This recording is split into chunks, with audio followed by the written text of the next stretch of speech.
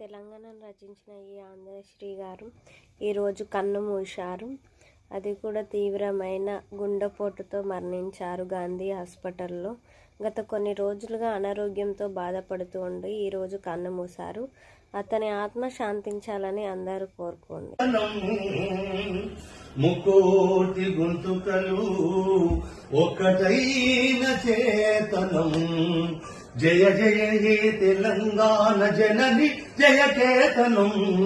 ముకోటి గొంతుకలు ఒక్కటైన చేతనం, తరతరాల చరిత గల తల్లి నీరాజనం.